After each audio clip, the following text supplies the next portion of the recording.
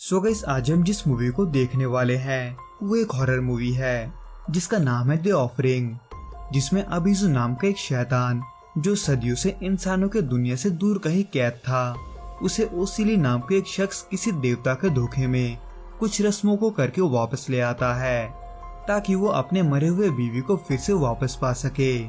पर वो देवता के धोखे में जिसको वापस लाता है वो उसके मरे हुए बीवी की जान के बदले में एक दूसरी जान मांगता है, और वो भी एक बच्चे का। पर इस मूवी के शुरुआत में ओसिली हमें इस गलती को सुधारते हुए दिखता है, जिसमें वो अपने आसपास एक सुरक्षा घेरा बनाकर अबीजू को वापस वही भेजने की कोशिश करता है जहां से वो आया था।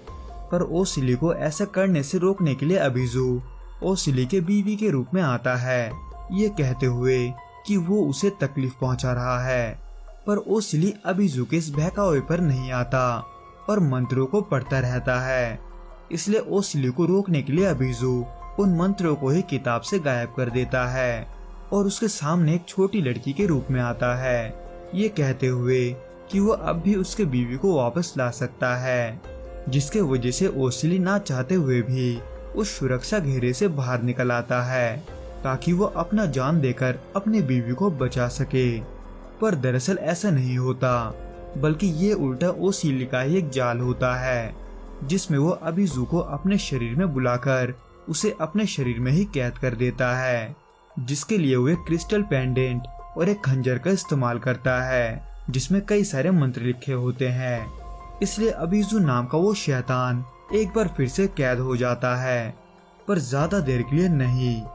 क्योंकि इन सब चीजों से अनजान आर्थर अपनी बीवी क्लेयर को लेकर ब्रुकलिन अपने पिता सोल के घर आता है, जो वैसे तो प्रोफेशनली एक रियल एस्टेट एजेंट होता है, पर पिछले 2 साल से कोई भी घर न बेचने के वजह से वो कर्जे में डूबा होता है। यहाँ तक कि उसका घर भी बैंक के पास गिरवी होता है। पर अब जब उसे अपने बिजनेस के लिए और भी पैसों की जरूरत होती है तो ऐसे में वो अपने पिता का घर बैंक के पास गिरवी रखने का सोचता है। यानी कि यही वो रीजन होता है जिसके वजह से आर्थर सालों बाद अपने पिता से मिलने आता है। पर जैसे ही वो वहाँ पहुँचता है वो देखता है कि वहाँ किसी लड़की का मातम मनाया जा रहा है जो दरअसल मरने से पहले लापता हो गई थी। इनफैक्ट ये वही लड़की होती है जिसका रूप कुछ देर पहले अबीजू ने लिया था। पर फिलहाल इस बारे में वहाँ पर किसी को भी नहीं पता होता और ना ही आर्थर अपने पिता से वहाँ आने का असली वजह बताता है। वो ऐसा दिखाता है जैसे वो अपने पत्नी क्लेयर को उससे मिलवाने लाया हो। इसलिए क्लेयर को वहाँ देख, जो कि प्रेग्नेंट होती है, सोल बहुत खुश होता है। इनफैक्ट वो उन दोनों से बहुत ही अच्छे तरीके से पेश आता है, खास करके क्लेयर से, जो कि सोल के बनाए हुए खाने को बहुत पसंद करती है। इसलिए जहाँ एक तरफ आर्थर बैंक के डेडलाइन के बारे में सुनकर परेशान होता है, वहीं दूसरी तरफ क्लेयर सोल को अपने घर का फोटो दिखाती है। इन शॉर्ट, क्लेयर बहुत ही जल्द सोल के वजह से अपने परिवार को पूरा मानने लगती है, जो कि दरअसल बहुत ही जल्द टूटने वाला था, क्योंकि उस डिनर के बाद ही सोल के पास मिट्सवा का एक काम आता है जिसमें सोल को मरे हुए बॉडी का पोस्टमार्टम करके ये डिक्लेयर करना होता है कि रस्मों के हिसाब से उस बॉडी को जलाना है या फिर दफनाना, जिसके लिए सोल आर्थर को भी बुलाता है ताकि वो आर्थर के साथ पहले जैसा वक्त बिता सके। जहाँ सोल का करीबी दोस्त हेमिश एक बॉडी के साथ वहाँ पहुँचता है, पर वो बॉडी किसी और का नहीं बल्कि ओसिली का होता है, जिसके अंदर अबीजू अभी भी कैद था। पर इन सब बातों से अनजान आर्थर ओसिली के सीने से उस खंजर को निकालने की कोशिश करता है, जो कि कई कोशिशों के बाद बड़े ही मुश्किल से निकलता है।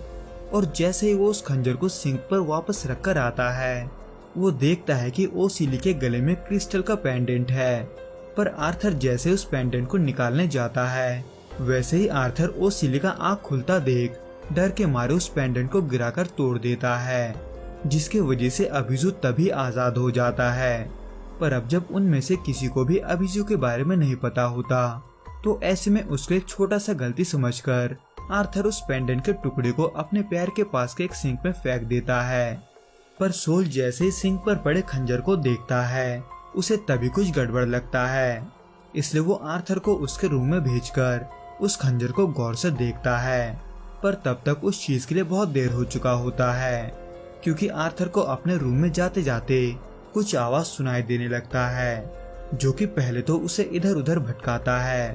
पर वो आवाज धीरे धीरे इतना तेज हो जाता है कि उससे आर्थर का सिर दर्द के मारे फटने लगता है। खैर वैसे तो ये सब आर्थर के साथ होना बंद हो जाता है,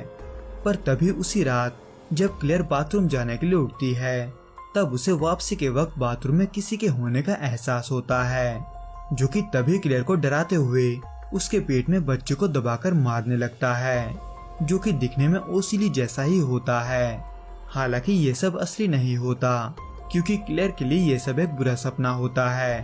पर जिसके लिए ये सब चिंताजनक बात होता है वो होता है सोल, जो कि उसके अगले ही दिन उस खंजर के मंत्रों को गौर से देखने के बाद खाइम नाम के एक शख्स के पास फोन करता है, जो असल में इन सब चीजों में माहिर होता है। पर सोल के उस खंजर के बारे में बताने पर भी खाइम उसे चिंता करने से मना करता है, क्योंकि सोल सिर्फ खंजर की ही बात करता है, किसी पेंडेंट की नहीं, क्योंकि उसने ओसिली के पास कोई पेंडेंट देखा ही नहीं था। हालांकि खाइम उसे ये तो बता देता है कि वो खंजर क्या है और किस काम आता है, पर अब जब किसी शैतान को शरीर में कैद करने के लिए एक बाइंडिंग पेंडेंट भी जरूरी होता है, जो कि सोल के हिसाब से इस केस में नहीं था, तो ऐसे में खाइम सोल को टेंशन लेने से मना करता है। इसलिए सोल आखिरकार उस बॉडी के सिचुएशन को देखकर उसे दफनाने की लिस्ट में डालता है, पर सोल के वहां से जाते ही सोल का लिखा हुआ इंस्ट्रक्शन मिटने लगता है। खैर इन सब चीजों से अनजान क्लेयर ऊपर अपने किताबों के लिए कुछ तस्वीरें खींच रही होती है, पर उसे तभी दरवाजे के पास से किसी के होने का आवाज आता है, लेकिन वहां जाकर उसे कोई नहीं दिखता। पर वो जैसे ही कैमरे से उस दरवाजे की तरफ देखती है, उसे वहां पर किसी का पैर हिलता हुआ दिखाई देता है, जिसको रिकॉर्ड करके देखने पर क्लेयर को कुछ चुड़ैलों का आवाज सुनाई देता है, जिससे क्लेयर डर के मारे वहां से भाग जाती है। पर इन सब चीजों से अनजान आर्थर हेमिश के साथ बाहर कुछ काम के लिए निकलता है, जहां आर्थर का फोन बजता देख हेमिश उस कॉल को पिक करता है, जो कि दरअसल बैंक के तरफ से होता है।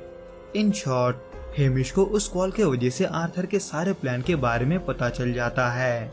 जिसके बारे में वो घर आकर फिर सोल को भी बता देता है। हालांकि सोल ये सब सुनकर गुस्से में तो होता है, पर वो इन सब से ज्यादा अपने बेटे से नाराज होता है। पर आर्थर इन सब के बावजूद भी अपने पिता से माफी न मांगकर वहां से जाने की सोचता है। पर क्लेयर, जिसको इन सब के बारे में बिल्कुल भी नहीं पता था, वो आर्थर को समझाकर उसे उसके पिता से माफी मांगने को बोलती है, जिसके वजह से वो सोल के पास जाता जरूर है, पर वो दूर से ही वापस आ जाता है, ये सोचकर कि वो कल माफी मांग लेगा। पर उसके थोड़ी ही देर बाद जब सोल ना चाहते हुए भी अपने बेटे के फ्यूचर के लिए अपने घर को गिरवी रखने के कागज पर साइन कर ही रहा होता है, कि तभी वहां पर तेजी से हवा चलने लगता है, और देखते ही देखते अंधेरे के बीच अबिजू अपने असली शरीर में वहां आकर सोल को मार देता है, जिसको सुबह मरा हुआ देख हेमिश उसका जिम्मेदार आर्थर को बताता है, क्योंकि आर्थर ने ही सोल के दिल को तोड़ा था, जिसके वजह से सभी सोल के मातम में भी आर्थर को ही बेइज्जत करते हैं। पर तभी उसी दौरान जब क्लेयर बाकी मेहमान का ध्यान रख रही होती है, तब उसे वहां पर वही बच्ची दिखाई देती है जो मर गई थी। इसलिए क्लेयर उसको देखकर डर के मारे आर्थर के पास जाती है। पर आर्थर, जो सोल के जाने के वजह से बहुत दुखी था, वो सोने चला जाता है, जहां आधी रात को अचानक आर्थर अपने कमरे से बाहर आकर नींद के हालत में ही एक शैतानी घेरा बनाता है। पर जैसे ही उसका नींद टूटता है, वो खुद को एक कालीन के ऊपर पाता है, जिसके वजह से उसे ऐसा लगता है कि उसे कुछ हो गया है, जिसके बारे में वो क्लेयर को भी बताता है। खैर इन सब के अलावा उसके अगले दिन आर्थर से मिलने कुछ लोग आते हैं ओसिली के बॉडी को लेने के लिए। हालांकि सोल ने मरने से पहले उसमें लिखा था कि उस बॉडी को दफनाना है, पर अब जब वो मिट चुका था तो ऐसे में वो आर्थर को हेमिश से ये पता करने को बोलता है कि उस बॉडी का क्या करना है। पर अब जब हेमिश उससे गुस्सा था, तो ऐसे में आर्थर उसे फोन नहीं करता और खुद ओसिली के बारे में जानने के लिए उसके घर जाता है, जहां उसे चारों तरफ कई सारे सिजल के साथ साथ वो सिजल भी दिखता है, जो उसने अपने घर के फर्श पर बनाया था, जिसके अंदर देखने पर आर्थर को एक वीडियो टेप भी मिलता है जिसमें ओसिली उस फरिश्ते को वापस लाने की बात करता है जो मरे हुए को फिर से जिंदा कर सकता है। इसलिए उस फरिश्ते के आवाज को सुनकर ओसिली उस छोटी लड़की यानी कि सैरा को उस शैतानी घेरे में जाने को बोलता है, पर उसके अंदर जाते ही सैरा की मौत हो जाती है। इन शॉर्ट ओसिली को वहाँ फरिश्ते के बदले शैतान दिखता है, जिसको देखकर आर्थर का भी होश उड़ जाता है। पर इन सब चीजों से अनजान आर्थर के घर पर क्लेयर के पास एक औरत आती है जो दिखने में तो ओसिली के बीवी की तरह होती है, पर वो असल में अबीजू होता है, जो उस घर में ये कहकर घुसता है